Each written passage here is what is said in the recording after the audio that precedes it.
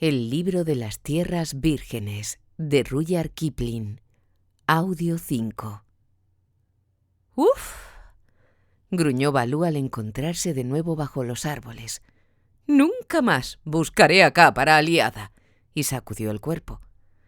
«Sabe más que nosotros», dijo Bagheera temblando. «Si me quedo allí un rato más, hubiera ido a parar derecho a su garganta». «¿Antes de que salga de nuevo la luna? Muchos serán los que vayan a parar a ella», afirmó Balú. «Buena caza tendrá, a su modo». «¿Pero cuál era el significado de todo aquello?», preguntó Mowgli, porque ignoraba el poder de fascinación de Kaa. «No vi sino una enorme serpiente que trazaba círculos del modo más idiota, hasta que quedamos en la oscuridad y tenía la nariz muy hinchada». «Mowgli», le dijo Bagheera de muy mal humor, «si su nariz estaba hinchada, fue por tu culpa. Por tu culpa también están mis orejas, mis flancos, mis patas y el cuello y pecho de Balú llenos de mordiscos. En muchos días no podrán cazar a gusto ni Bagheera ni Balú». «No importa», respondió Balú. «Recuperamos al hombrecito».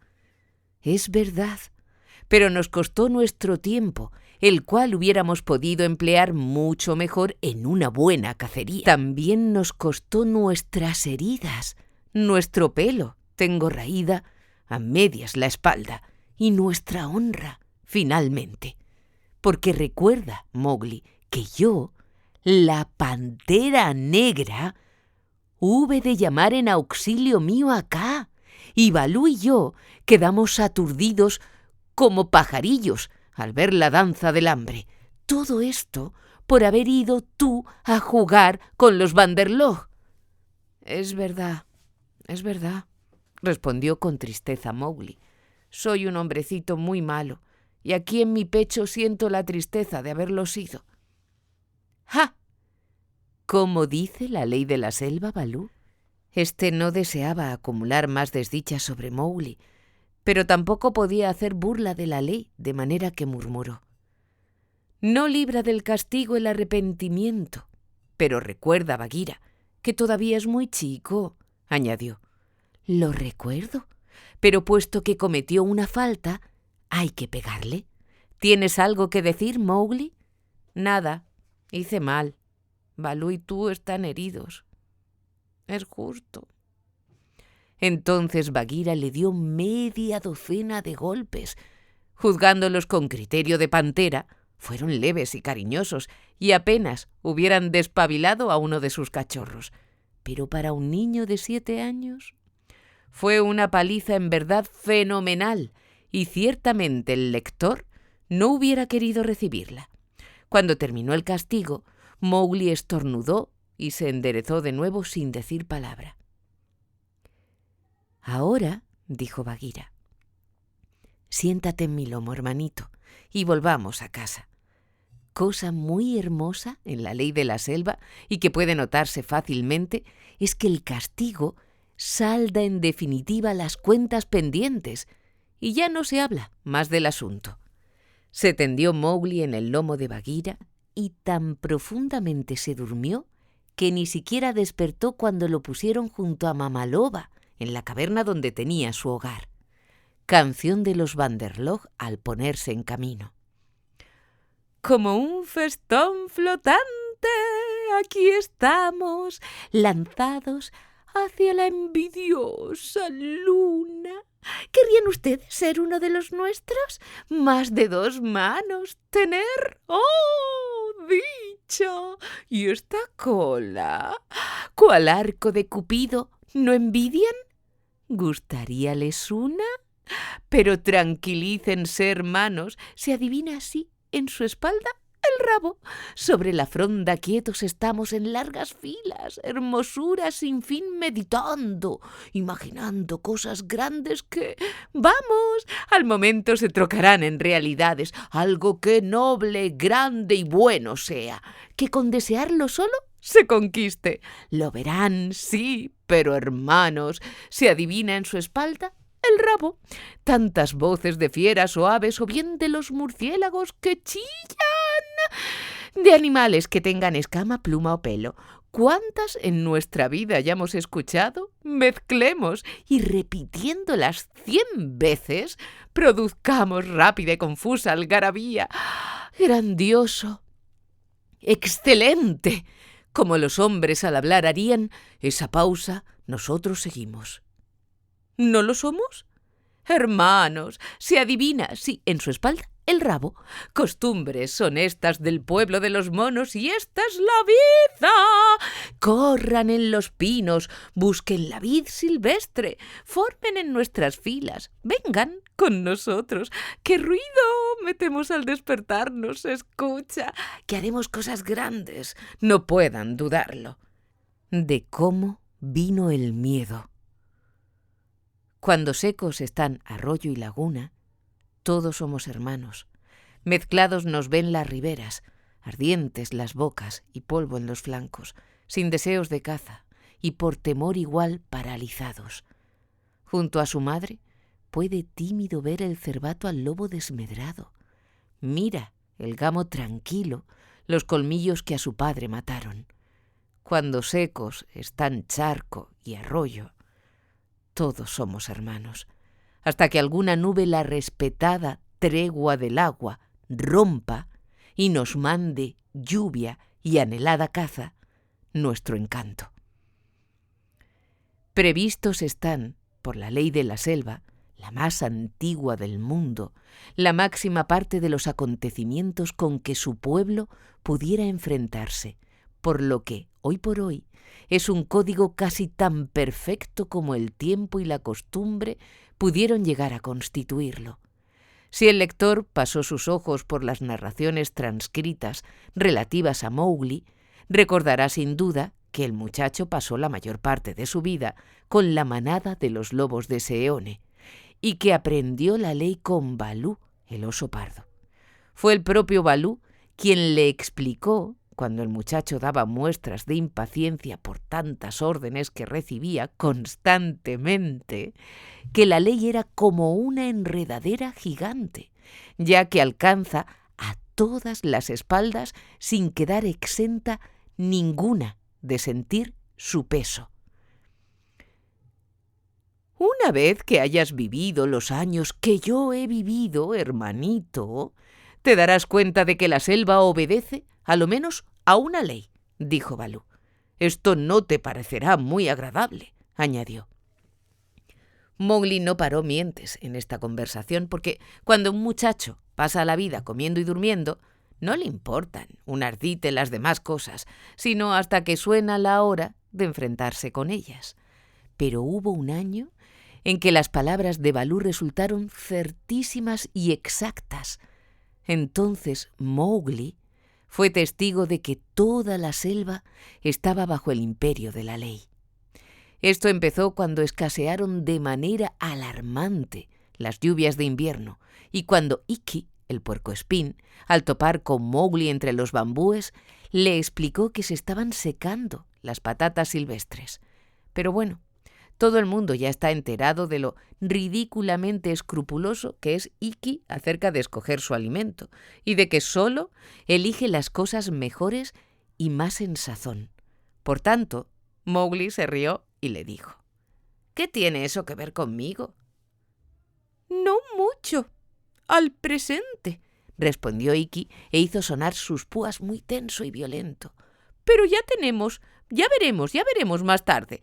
¿Sigues todavía bañándote en la laguna que hay en la roca, allá en la peña de las abejas, hermanito? No, el agua es tan tonta que se va evaporando y no quiero romperme la cabeza, dijo Mowgli, que en aquellos tiempos sentíase tan sabio como 5 juntos de los que formaban el pueblo de la selva. ¿Tú te lo pierdes? Si te la rompieras un poco, acaso por la rotura, te entraría algo de juicio. Ikki echó a correr agachando la cabeza para que Mowgli no le tirara de las cerdas del hocico. El muchacho le contó después a Balú lo que aquél había dicho. El oso, en tono grave, murmuró entre dientes: Si estuviera solo cambiaría de cazadero antes que los demás empezaran a preocuparse. pero ya sabemos que siempre acaba en lucha cazar en país extraño, y podría suceder que le causaran daño al hombre cachorro.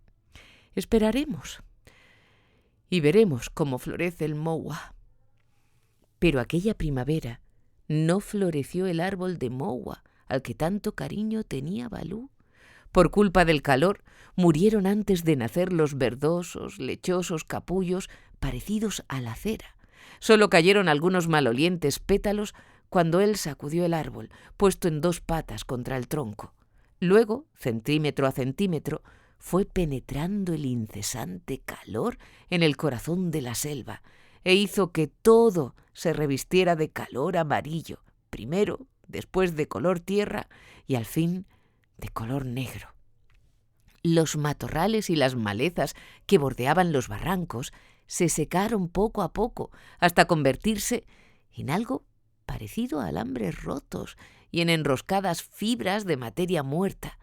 Gradualmente perdieron el agua las escondidas lagunas y solo el barro quedó en ellas, el cual conservó la más tenue huella en los bordes, como si hubiera sido vaciado en un molde de hierro. Las jugosas enredaderas que colgaban de los árboles cayeron y murieron al pie de ellos.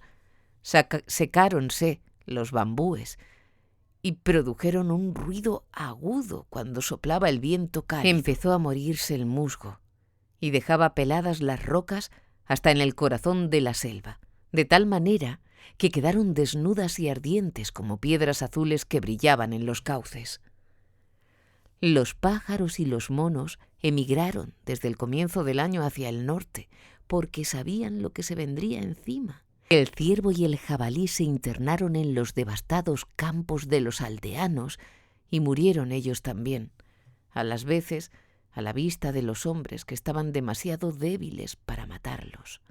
Pero no emigró Chil, el milano, y tuvo oportunidad de engordar, ya que abundó la carroña, y cada tarde les llevaba la noticia a las fieras, cuya postración les impedía ir a la búsqueda de nuevos cazaderos, de que el sol mataba poco a poco a toda la selva en una extensión de 3 días de vuelo desde ese punto en todas direcciones.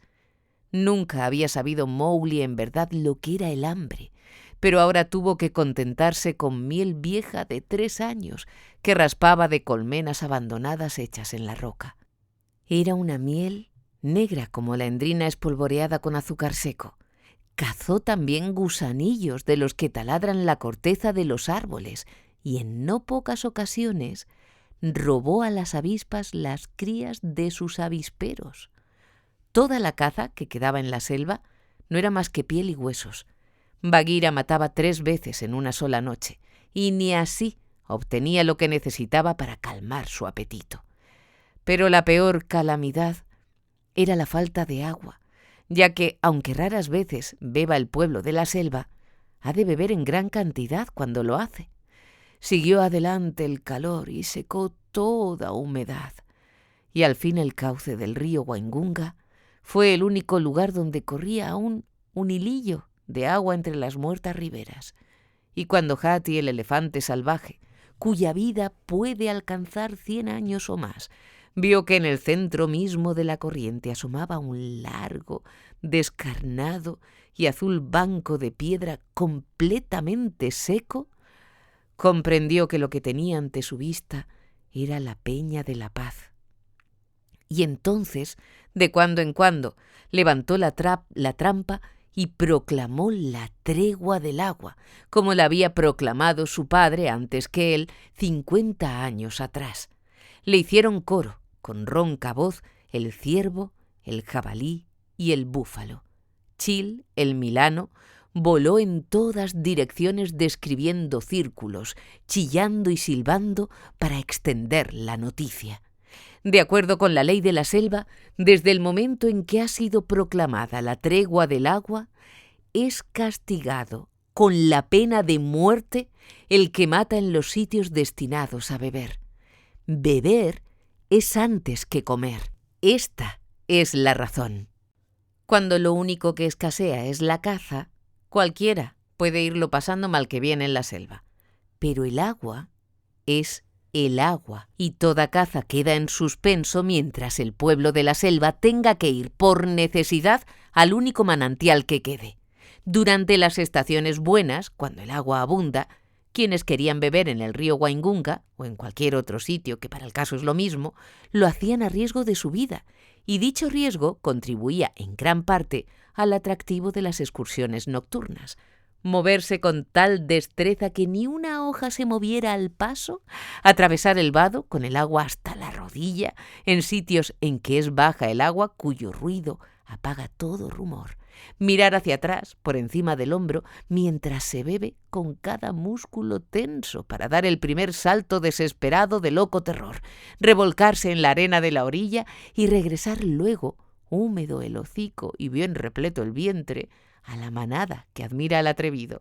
Todo esto era algo delicioso para el gamo joven dotado de buenos cuernos, precisamente porque sabían que, cuando nadie lo pensara, acaso Bagheera o Shere Khan se lanzarían sobre ellos y les quitarían la vida. Mas ahora había terminado todo aquel juego que podía ser mortal. Acercábase hambriento y triste todo el pueblo de la selva al río, cuyo cauce parecía haberse estrechado. El tigre, el oso, el ciervo, el jabalí, el búfalo, todos juntos, bebían en sucias aguas y allí permanecían, sin fuerzas para moverse. Durante todo el día, el ciervo y el jabalí se habían movido de un lado a otro buscando algo mejor que cortezas secas y hojas muertas. Los búfalos no habían encontrado lodazales en que refrescarse ni verdes sembrados en donde pudieran saciar su hambre. Las serpientes abandonaron la selva y bajaron al río con la esperanza de encontrar allí alguna rana perdida.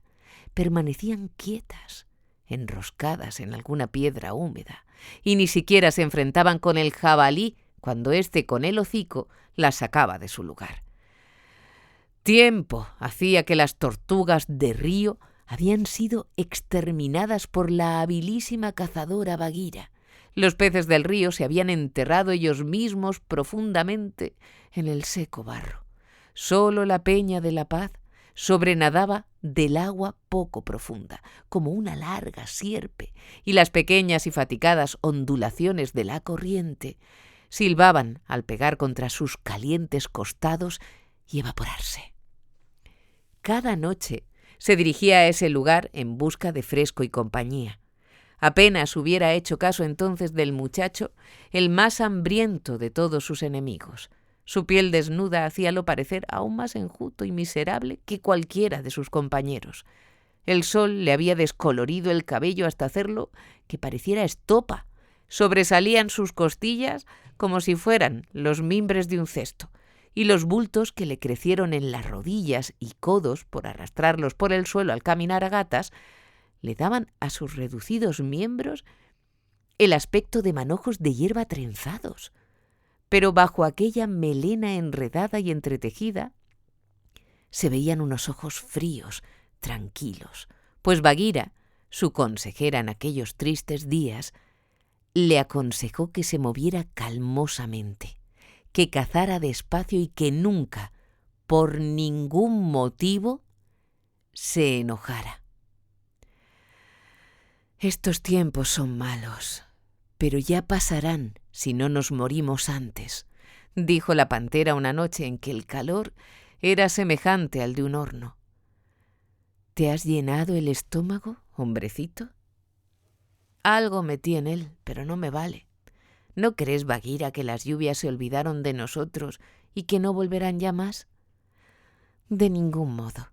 Todavía veremos florecer el moua y a los cervatos engordar con la hierba fresca. Vamos a la Peña de la Paz a saber noticias. Sube a mi lomo, hermanito. No es tiempo ahora de cargar pesos. Todavía puedo tenerme en pie sin que me ayuden. No es verdad que ni tú ni yo nos parecemos, por los gordos, a los bueyes bien cebados. Se miró Bagheera a los lados, que eran como harapos cubiertos de polvo, y murmuró: maté anoche un buey que estaba uncido al yugo. Me quedaban tan pocas fuerzas que creo que no me hubiera atrevido a saltarle encima si hubiera visto que estaba en libertad. ¡Wow! Se rió Mowgli y dijo: sí, muy buen par de cazadores formamos ahora tú y yo. Yo soy muy audaz para comer gusanillos.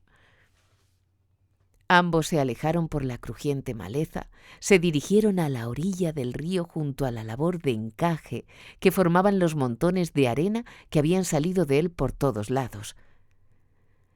El agua no puede ya durar mucho, observó Balú uniéndose a ellos.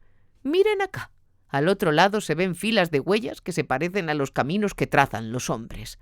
En el llano que se extendía en la orilla opuesta, la hierba erguida se había muerto y parecía momificada.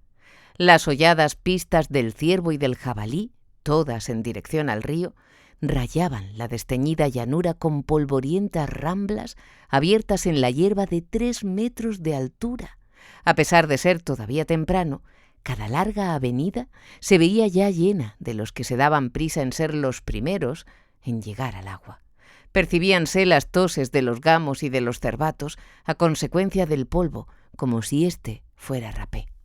En la curva que formaba el agua perezosa alrededor de la Peña de la Paz, río arriba, estaba Hati, el elefante salvaje, convertido en guardián de la tregua del agua. Acompañábanlo sus hijos, demacrados, de color gris, balanceando el cuerpo a la luz de la luna, siempre balanceándolo. Un poco más abajo mirábase la vanguardia de los ciervos, más abajo aún los jabalíes y los búfalos salvajes. En la orilla opuesta, donde los árboles llegaban hasta tocar el agua, estaba el lugar aparte destinado a los carnívoros: el tigre, los lobos, la pantera, el oso y los demás.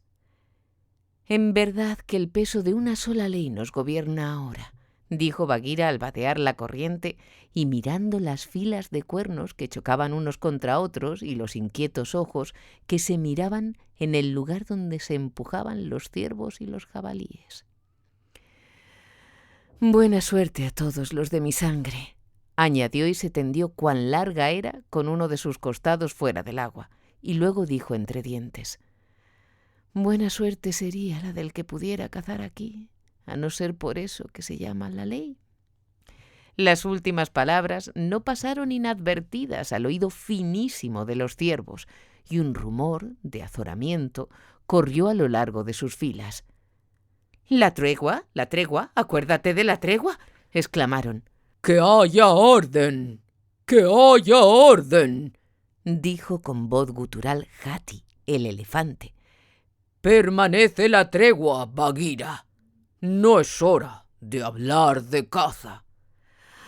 «Si lo sabré yo», respondió Bagheera mirando río arriba. «No devoro más que tortugas. No soy sino una pescadora de ranas. ¿Quién se alimentara únicamente de ranas?» «También nosotros quisiéramos que así lo hicieras. Eso nos gustaría mucho», replicó balando un cervato nacido aquella misma primavera y al cual Bagheera no le hacía gracia alguna. Por muy decaído que estuviera el pueblo de la selva, nadie, incluyendo al mismo Hati, pudo menos que reírse disimuladamente, en tanto que Mowgli, echado de codos sobre el agua caliente, soltó la carcajada y golpeó la espuma con los pies. «Bien dicho, cornamenta en capullo», bisbisó Bagheera. «Se te tendrá esto en cuenta cuando haya terminado la tregua». Y sus ojos se clavaron en el cervato a través de las sombras para tener la seguridad de reconocerlo en mejor ocasión. La conversación se generalizó poco a poco dondequiera en los sitios destinados a beber. Olíase al quisquilloso jabalí pedir con sordos ronquidos que le cedieran mayor espacio, a los búfalos gruñendo entre ellos al andar al sesgo por los bancos de arena, a los ciervos narrando lastimeros cuentos de sus largas y fatigosas caminatas en busca de comida. De cuando en cuando preguntaban, en demanda de noticias, a los carnívoros que se encontraban al otro lado del río, pero las noticias siempre eran malas, y el bramador viento caliente de la selva se movía por entre las rocas y las zumbantes ramas y esparcía renuevos y polvo por encima del agua. También se mueren los hombres junto a sus arados, dijo un sambur joven. Encontré a 3 entre la hora del crepúsculo y la noche. Yacían completamente quietos y sus bueyes yacían con ellos a su lado. Así estaremos nosotros, muy quietos y tendidos dentro de poco. «El río ha bajado más desde ayer en la noche», afirmó Balú. «Hati, ¿viste nunca una sequía como esta?» «Ya pasará, respondió Hati y lanzó agua al aire para que le cayera sobre el lomo y los flancos. «Por aquí hay alguien que no resistirá mucho tiempo», observó Balú, y al decir esto miró al muchacho a quien tanto quería. «¿Quién? ¿Yo?», exclamó indignado Mowgli sentándose en el agua. «Yo no tengo pelo largo que me cubra mis huesos, pero, ¿y si te quitase a ti la piel, Balú?» Tan solo de pensar en esto, tembló Hati, y Balú dijo con aire severo: «Hombrecito, no está nada bien que le digas eso a un maestro de la ley.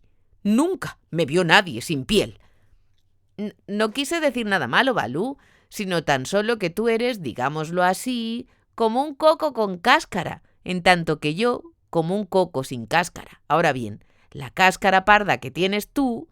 Mowgli se encontraba sentado con las piernas cruzadas, hablando como de costumbre, con el dedo levantado, cuando Bagheera alargó suavemente una pata y lo tiró de espaldas en el agua.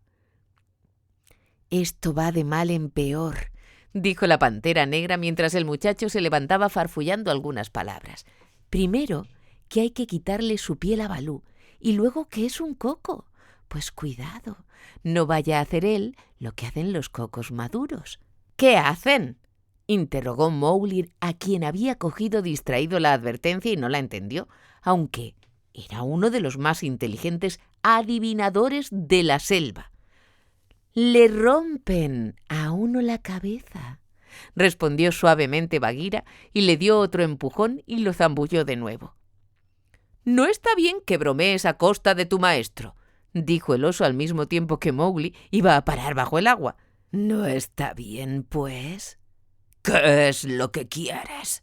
Esa cosa desnuda que siempre anda corriendo de aquí para allá, bromea como si fuera un mono con quienes en un tiempo fueron buenos cazadores y nos tira de los bigotes a los mejores de entre nosotros por juego». Quien así habló era Shere Khan, el tigre cojo que descendía hacia el agua. Se quedó inmóvil durante un momento para regocijarse con la impresión que produjo su vista en los ciervos al otro lado del río. Luego, dejando caer la cuadrada cabeza llena de arrugas, empezó a beber a lengüetazos y rezongó. «La selva no es ahora sino un criadero de cachorros desnudos. Mírame, hombrecito». Miró Mowgli, mejor dicho, clavó los ojos tan insolentemente cuanto pudo. Al cabo de un instante, Shere Khan volvióse con visible malestar. «Hombrecito por aquí, hombrecito por allá», rugió sordamente en tanto que seguía bebiendo. «¡Bah! El cachorro ese no es ni hombre ni cachorro. De lo contrario, hubiera sentido miedo. ¿Habré de pedirle permiso en la estación próxima para que me deje beber?» «Muy bien podría ocurrir eso», dijo Bagheera mirándolo fijamente en los ojos. «Muy bien podría ocurrir. Shere Khan, qué abominable cosa es esa que traes acá». El tigre cojo hundía la barba y la quijada en el agua, y flotaban aceitosas y oscuras rayas a partir de donde él bebía y seguían corriente abajo. «Un hombre», respondió fríamente Shere Khan. «Hace una hora maté a un hombre». y siguió farfullando y rugiendo entre dientes. Sobresaltóse toda la fila de animales y se movieron presa de agitación, y entre ellos empezó a circular un murmullo que, al fin, se convirtió en un grito. ¡Un hombre! ¡Un hombre! ¡Mató a un hombre! Miraron todos entonces a Hati, el elefante salvaje, pero en aquel momento él parecía no escuchar. Nunca actúa Hati hasta que llega la hora de actuar. Esta es una de las causas de su vida tan larga. ¿Matar a un hombre en esta estación? ¿No tenías otra clase de caza a mano?, dijo Bagheera saliendo del agua teñido de rojo y sacudiendo cada pata como un gato al salir. Por gusto lo hice, no por necesidad de carne. Se escuchó de nuevo el murmullo de horror, y ahora sí, el vigilante ojillo blanco de Hati miró en dirección a Shere Khan. «Por gusto», repitió lentamente Shere Khan. «Y ahora vengo a beber y limpiarme. ¿Alguien se opone a ello?» El lomo de Bagheera empezó a curvarse como un bambú cuando sopla fuerte el viento, pero Hati levantó la trompa y habló con calma. «¿Mataste por gusto?», preguntó. Cuando Hati pregunta algo, lo mejor de todo es contestarle. «Así es. Tengo derecho a hacerlo porque esta noche es mía. Tú lo sabes, Hati». Y Shere Khan hablaba casi cortésmente. «Lo sé, concedió Hati, y tras un breve silencio añadió. ¿Bebiste ya todo lo que necesitabas? Sí, por esta noche. Pues ahora vete. El río es para beber y no para ensuciarlo. Nadie sino el tigre cojo podía hacer gala de su derecho en esta estación en que todos padecemos. Todos, tanto los hombres como el pueblo de la selva. Pero ahora, limpio o sucio, ingresa en tu cubil, Shere Khan. Cual si fuesen trompetas de plata, resonaron las últimas palabras, y sin ninguna necesidad de ello, los 3 hijos de Hati se adelantaron como un paso. Se escurrió Shere Khan y no se atrevió ni siquiera a gruñir. Sabía él lo que nadie ignora, que en el último término, el amo de la selva es Hati.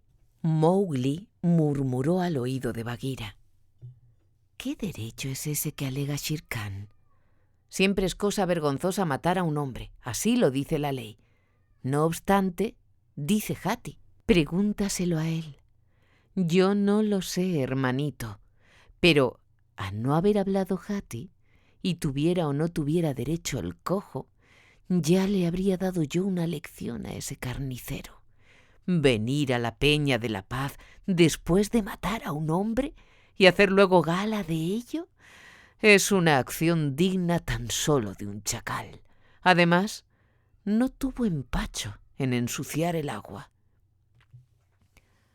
Después de esperar un minuto para darse ánimo, porque nadie se atrevía a hablar a Hati directamente, Mowgli gritó: «¿Cuál es ese derecho que alega Shere Khan, Hati?»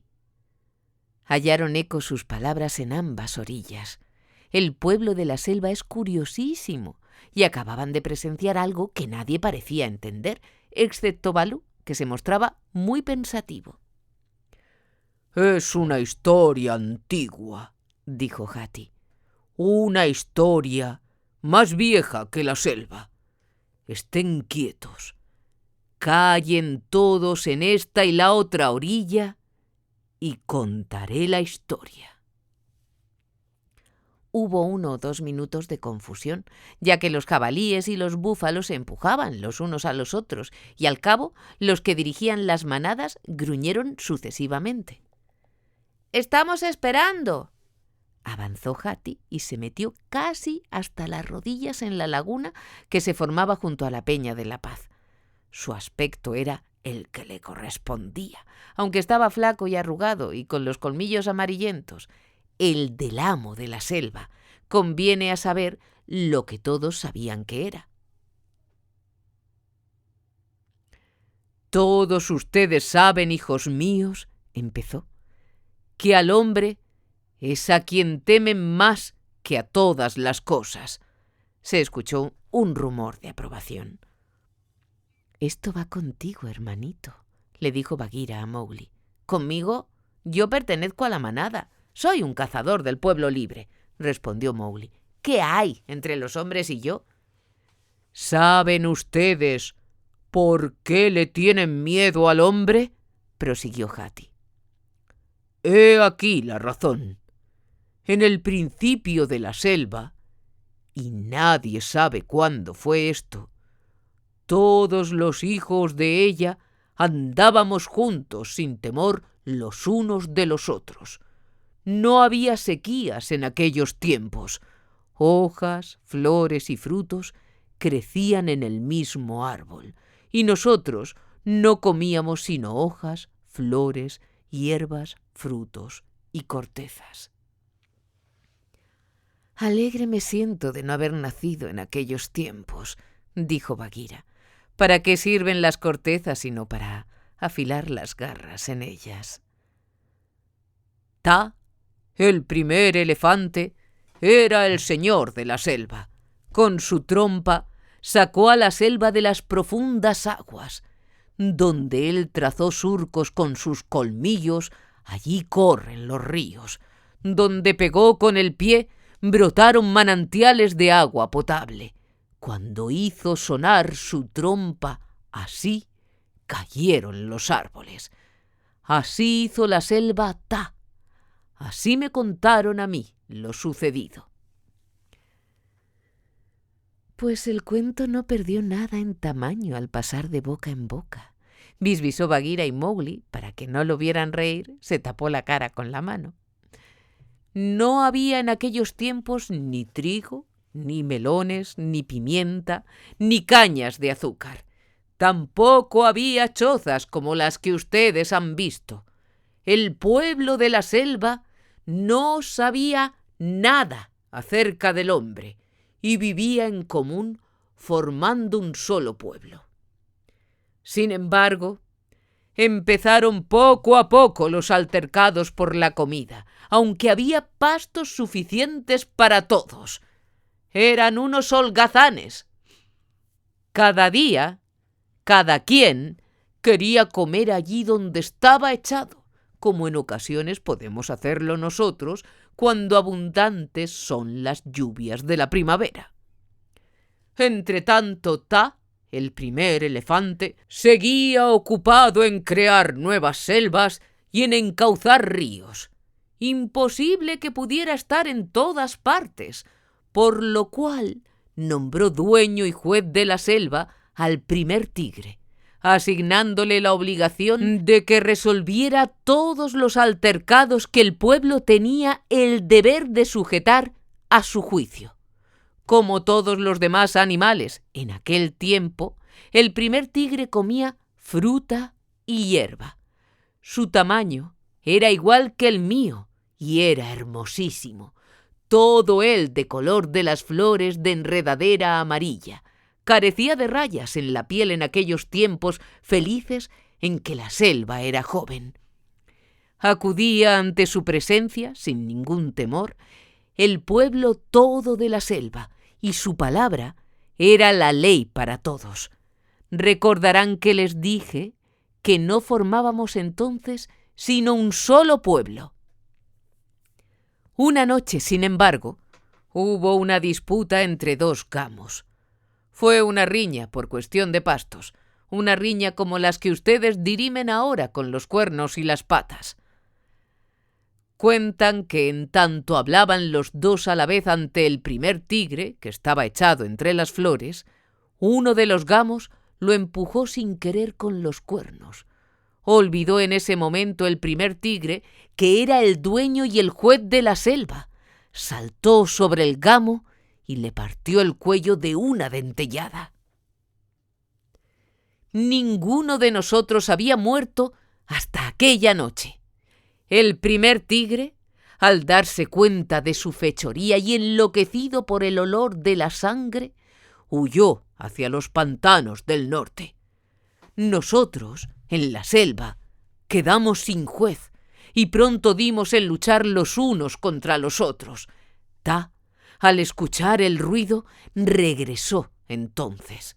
Unos le dieron una versión de lo ocurrido, en tanto que otros le daban otra versión. Pero él, al ver al gamo muerto entre las flores, preguntó quién lo había matado. Pero nosotros, los de la selva, no quisimos decírselo porque el olor de la sangre también nos había enloquecido. Corríamos de acá para allá formando círculos, brincando, ululando y sacudiendo la cabeza. Entonces, a los árboles de ramas bajas y a las enredaderas de la selva, les dio Ta la orden de que señalaran al matador del gamo, de manera que él pudiera reconocerlo, y añadió: «Ahora, ¿quién quiere ser dueño del pueblo de la selva?». Saltó rápidamente el mono gris que habita entre las ramas y chilló: «Yo quiero ser el dueño de la selva».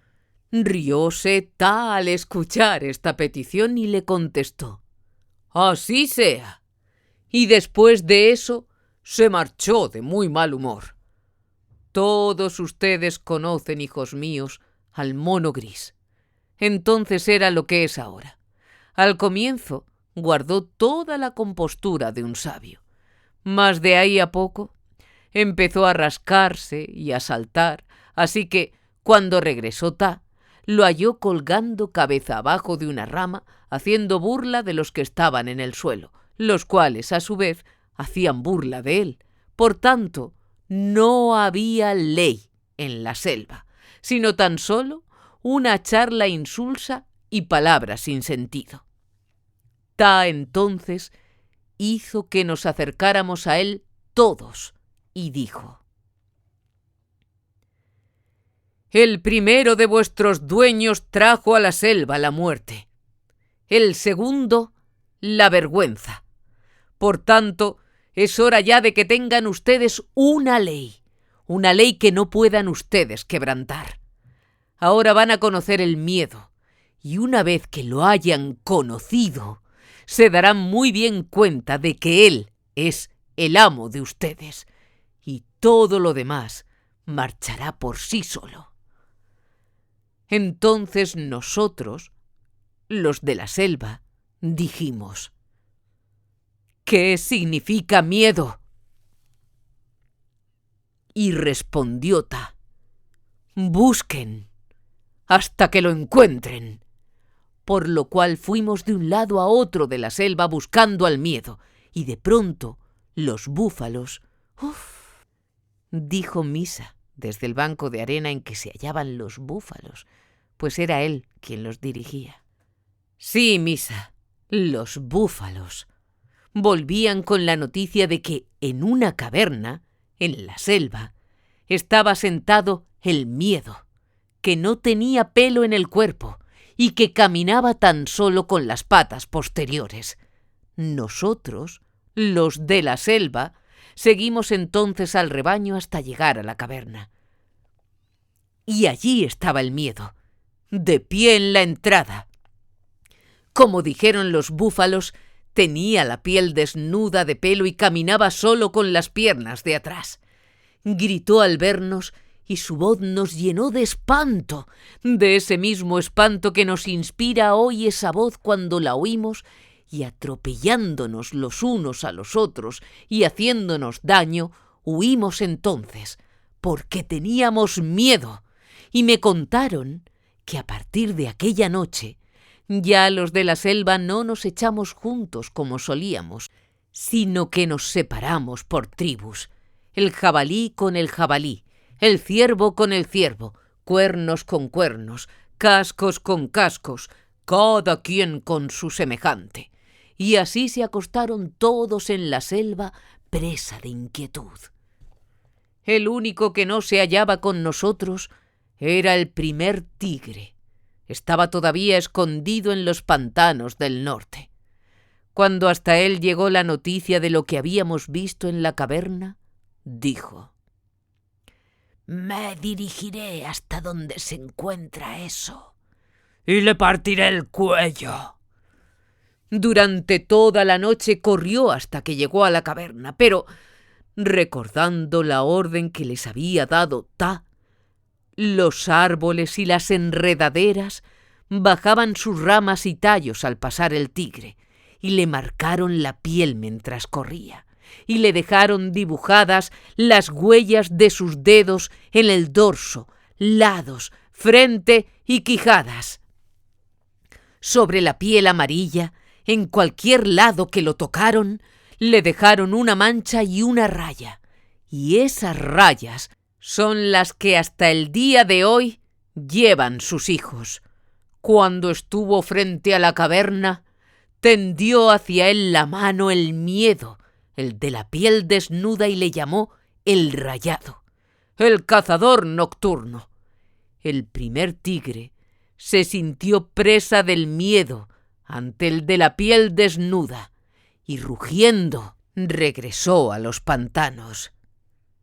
En este momento de la narración, Mowgli se rió disimuladamente, hundiendo la barbilla en el agua.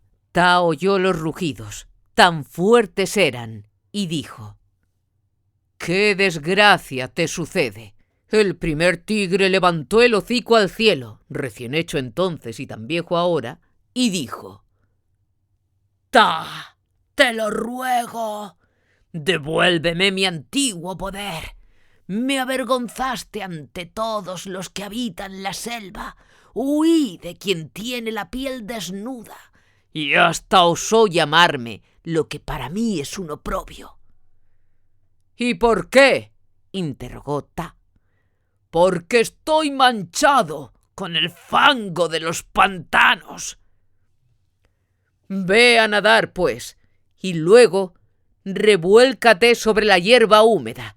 Quedarás limpio, si eso es fango», dijo Ta. El primer tigre fue a nadar, y luego se revolcó 100 y 100 veces sobre la hierba hasta que sintió que la selva daba vueltas y vueltas ante su vista. No obstante, ni la más mínima raya de su piel cambió en lo más mínimo.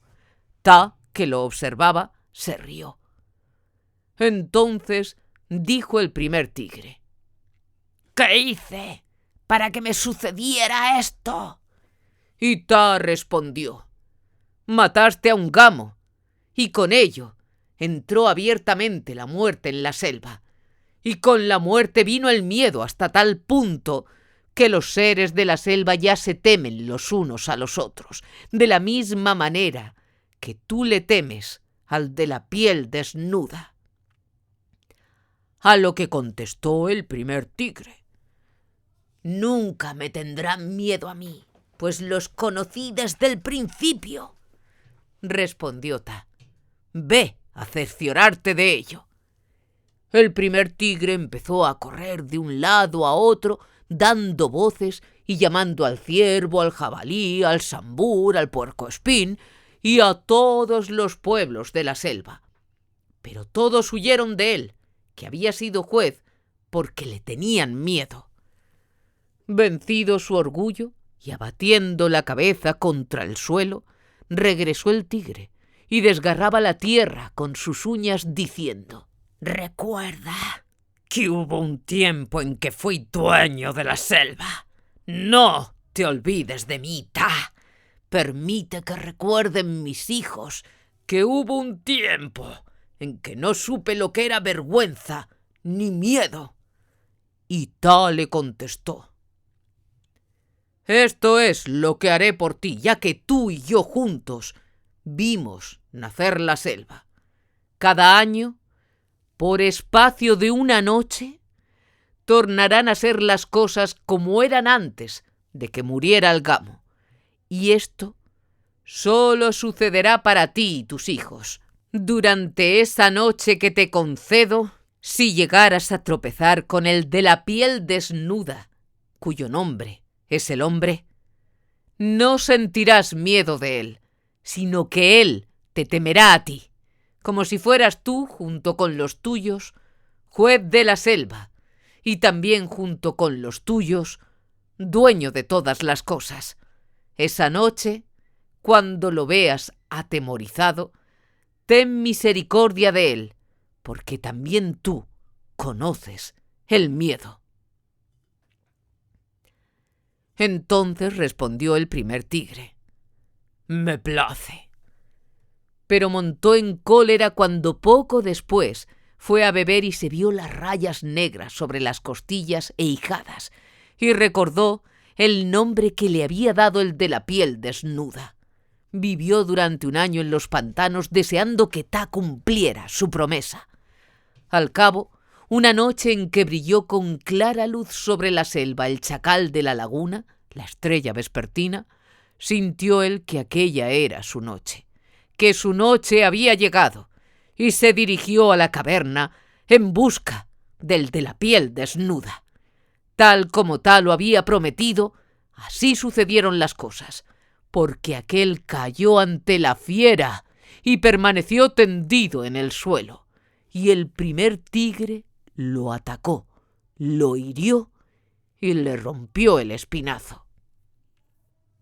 Había creído que no había sido sino uno de estos seres en toda la selva, y que dándole muerte había matado al miedo. Y un momento después, en tanto que olfateaba al muerto, oyó que Ta descendía de los bosques del norte y se escuchó la voz del primer elefante, que es la voz que oímos también ahora. Retumbaba el trueno por las secas colinas, pero no lo acompañó la lluvia, sino tan solo relámpagos de calor que temblaban detrás de la cordillera. Y Hati continuó: «Es la voz que oyó, y esa voz decía: ¿es la misericordia que tú muestras?». Relamióse el primer tigre y respondió: «¿Y qué importa? ¡Maté al miedo!». Replicó Ta: «¡Ah, ciego insensato! Le quitaste a la muerte las cadenas que apresaban sus pies, y ahora ella seguirá tus huellas hasta que mueras. Tú enseñaste al hombre a matar». Erguido junto al cadáver, dijo entonces el primer tigre: «Está como estaba el gamo. No existe ya el miedo. Juzgaré de nuevo ahora a los pueblos de la selva». Pero Ta respondió: «Nunca más te buscarán los pueblos de la selva. Nunca cruzarán tu camino ni dormirán cerca de ti, ni seguirán tus pasos, ni pasarán junto a tu cueva. Tan solo el miedo te seguirá y hará que estés a merced suya mediante invisibles golpes. Hará que la tierra se abra bajo tus pies, que se enrosque la enredadera a tu cuello, que los troncos de los árboles crezcan en grupos frente a ti, a una altura mayor de la que tú puedas saltar. Y por último, te quitará tu piel y usará de ella para envolver a sus cachorros cuando tengan frío. No le tuviste misericordia. Él tampoco tendrá ninguna misericordia de ti». Pero el primer tigre se sintió lleno de audacia porque su noche aún no había pasado y respondió: «Pero Ta, lo prometido es deuda. ¿Me privará él de mi noche?». Contestó Ta: «Tuya es la noche que te concedí, como ya dije, pero algo habrás de pagar por ella. Tú le enseñaste al hombre a matar, y él es un discípulo que pronto aprende». El primer tigre continuó: «Aquí está, bajo mi garra, con el espinazo partido. Haz que la selva sepa ¡Que yo maté al miedo! Se rió Ta entonces y dijo: mataste a uno de tantos, pero ve y cuéntaselo tú mismo a la selva, porque tu noche ha terminado ya. Se hizo entonces de día, y de la caverna salió otro de los de la piel desnuda, quien al ver el cadáver en el camino y al primer tigre encima, cogió un palo puntiagudo. «Ahora arrojan cosas cortantes», interrumpió Iki, deslizándose hacia la orilla y haciendo ruido con las púas. Conviene saber que Iki es considerado como manjar muy fino por los gondos, que llamaban a Iki Ho-Igo, y algo sabía él del hacha malvada, pequeña, que hacen girar rápidamente a través de un claro del bosque como si fuese una libélula. Hati prosiguió.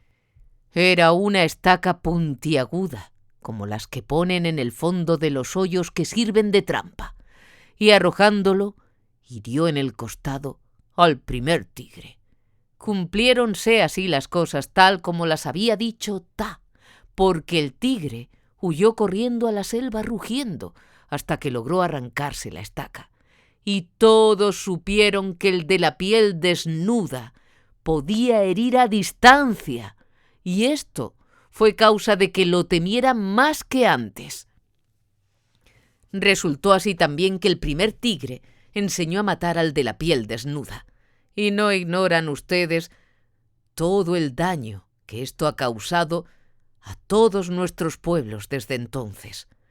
Empleando lazos, trampas y palos que vuelan, y por medio de la mosca de punzante aguijón que sale del humo blanco, se refería Hati al rifle, y de la flor roja que nos obliga a correr hacia el terreno abierto y despejado.